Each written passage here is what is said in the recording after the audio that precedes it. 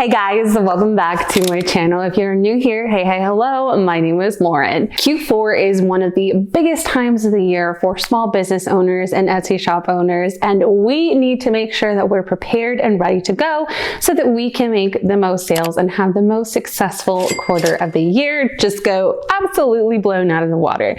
So that's what we're going to be talking about in today's video. Let's go ahead and jump on into it.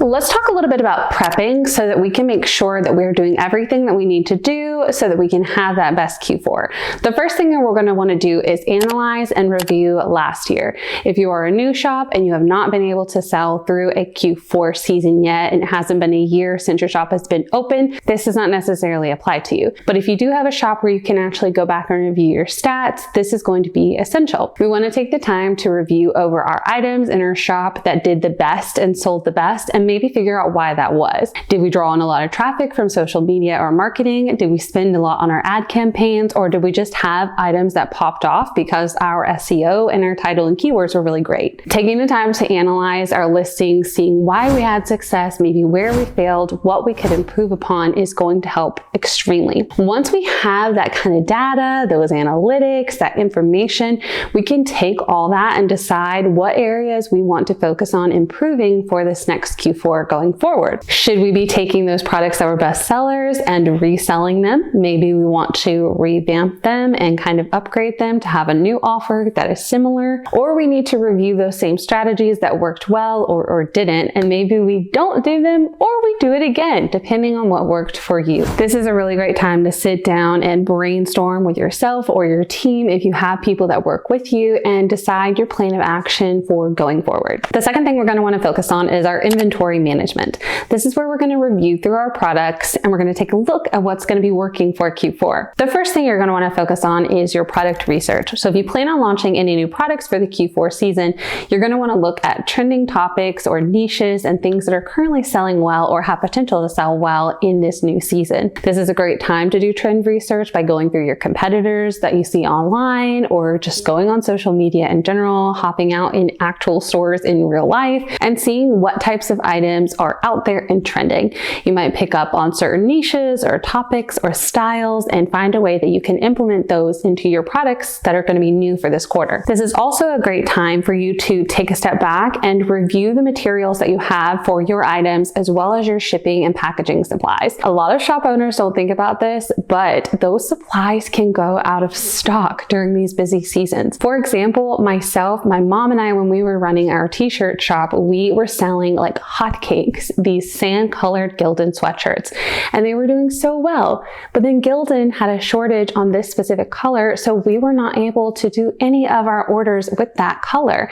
We were trying to find alternatives, and there was just nothing out there that was going to match it. So make sure that if you have products like this that you know sold really high last year and that you're going to probably want to restock in that inventory, make sure that you stock up on it now while we're in August, because literally August is when all these sales are going to start popping off. Technically Q4 is not until October, but these like fall Christmas sales literally start picking up now in August. So it's really important that you take stock of that. Same thing goes for your packaging and your shipping supplies. A lot of times these suppliers can run out of stock in their own inventory, so you might not be able to restock on some of your things. So taking the time to go ahead and invest in your supplies, your stock, your inventory, your packaging, your shipping supplies, all of that, so that you're ready to go. Again, this is where going back to that first point of reviewing how you did last year can really help you this year.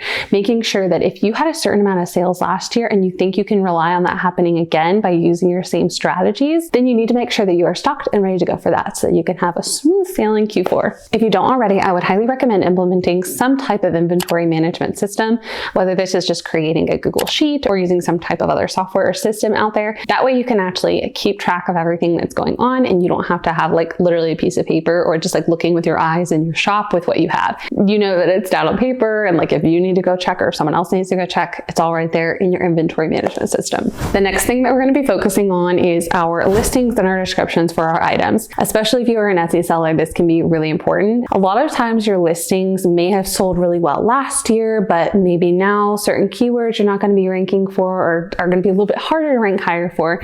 So it's important to go through and update your titles and descriptions to reflect new trends, niches, or topics that people are going to be searching for, and just making sure that all of your new items are also thoroughly researched and planned to include those keywords and those search items that people are looking for. If you're going to be offering seasonal items, make sure that these ones are highlighted the most in your shop. So if you're on Etsy, for example, you can add them to your featured section. You may also want to offer a section in your shop that is specifically for those holiday related items. If you have your own website on Shopify, for example, you might want to create a banner on your website that links directly to an entire category section where people can shop for gift ideas, or you could break it down by gift ideas for certain types of people, etc. This is going to be a really great way to kind of target your shoppers to go towards certain areas so that you can increase those sales. If you have not already taken the time to update any photos to increase your quality or your branding and things of that nature, now would be the time to do so, especially if it's a product that you think is going to sell well in Q4. This is a great way to just simply update your listings without having to add a ton of new quantity and a ton of new products out there.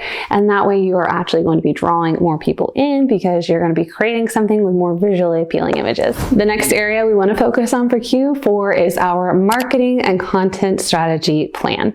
A lot of people think when it comes to marketing that we just mean posting on social media and hoping that people go and click on over to your shop. Social media is just a small part of marketing. Marketing also includes things like your email campaigns, sending out ads, or even in-person events. During Q4, there are a ton of holiday markets and events that you could be going to and selling in person. So if you plan on making that a part of your sales strategy, you're going to want to look at the finances of that and your plan for how to sell products during that and how you're going to inventory it and have everything ready. You might also want to create a calendar plan for which events you're going to do, what inventory you're going to take, and keeping track of all your sales and finances, because that can definitely get overwhelming. A lot of people really underutilize email marketing. If you have a small business, especially one that's on Shopify, you should be collecting emails. A great way to do this is by offering a discount for people who sign up with your email. You can create little pop-ups through Shopify, such as with an app like MailChimp, that encourages people to add their emails to your email list. Having people's emails is going to help you create a marketing campaign strategy where you can send out emails to them, notifying them of sales such as Black Friday,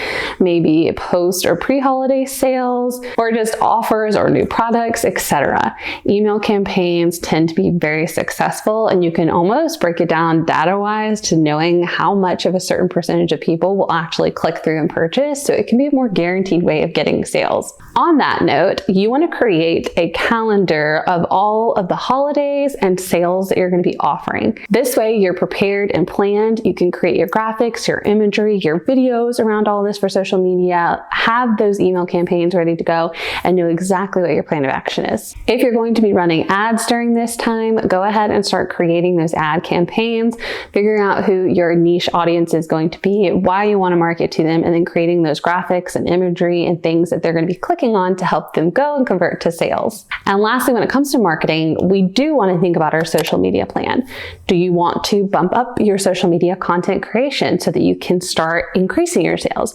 Or do you want to kind of tailor back on the social media during this time? My suggestion is probably to bump it up because this is going to be a busy time and a great opportunity to make more sales. But you do you. You know what your goals are as a person, as a business. Tip number 5, so that we can prep for Q4, is looking at our website and making sure that it is optimized. This is something like a lot of people tend to skip over this and not really put a lot of care and effort into it, but it can drastically change whether or not you make sales. A lot of people on Shopify don't realize that when they're editing their website for the desktop view, their mobile view might not look as nice. It might chop your images off. It might make it hard to scroll. You might not see the products the way that you want to. So making sure that both things are optimized for your desktop view, for a tablet view, for a mobile view, etc., is going to help you make more sales, because that is a key factor in making sure that you can convert people that come over to your website. This is also a time to take a look at your site speed score and quality, making sure that it runs smoothly, that your whole checkout process is seamless for people and not confusing. For example, there was one time on one of my websites where I had changed the color of fonts for some reason, and the text was really hard to read. And I actually had someone message me on Instagram being like, it is really hard to check out in your website. I can't see the text very well because it was like a light color on a light color. And I thank them profusely because this is so important to know. If someone cannot see your text, if they have a hard time clicking, figuring out where to go to make sure that they can check out, they're going to be less likely to check out. So if you can make your whole process and website run smoothly and efficiently, then they're going to have more success. You can also make sure at this time to start updating for your seasonal promotions, whether that's for a holiday or a sale or new products that are coming out. Have those consistently changing and running so that people are aware of the deals that you have.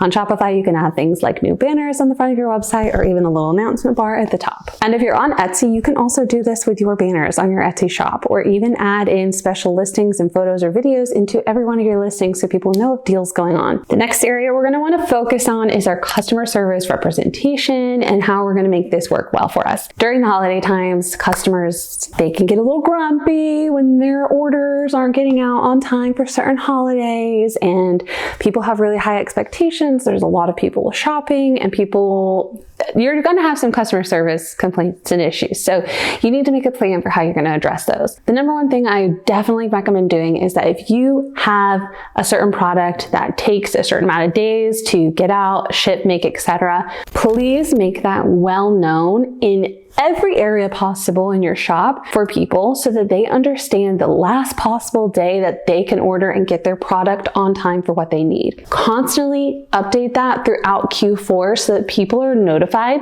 and they're going to understand the expectation of how long it's going to take for their product to get there. This is the number one way to really alleviate issues and customer service complaints, because if it's already posted somewhere, they're going to be more likely to just check out and understand and less likely to complain and get upset with you in your emails, which can be very stressful. The second thing I would do is also have automated responses. Etsy allows you to have an automated response to messages so that you can get back to people in a timely manner. Have frequently asked questions on there and the answers to those to help people who might have one of those questions. Make sure that you're able to respond back quickly and in a timely manner, because again, the faster you can respond to people, the more likely they are to purchase from you. And have those kind of queued up responses so that it's easy to respond to people quickly and efficiently. If you also plan on having help during this time with answering your customer service messages, make sure that you do also have clear instructions and outlines to help whoever it is that is doing this. I know the holidays can get very busy, so a lot of people bring on help during that time, whether it's family members or employees. Just make sure that you have clear set guidelines for how to respond to people, what to do in certain situations, so that everyone is aware of what needs to happen. Question of the day for you guys. What are you most excited about when it comes to Q4? Is it increasing your sales? Is it running your business more full-time? Is it the opportunities that might lie ahead? Let me know down below in the comment section. I cannot wait to hear from you guys. Right here on the screen for you, I'm going to link another video that I think you'll find helpful, as well as an entire playlist full of other business building tips and tricks. Down here, you guys are going to find my subscribe button. And last but not least, I'm going to link you guys on over to my website, laurenheathcreative.com, so you guys can learn and have more fun resources for growing your businesses. And without further ado, guys, that's going to bring us to the end. Thank you so much for watching. We'll see you in the next one. Bye!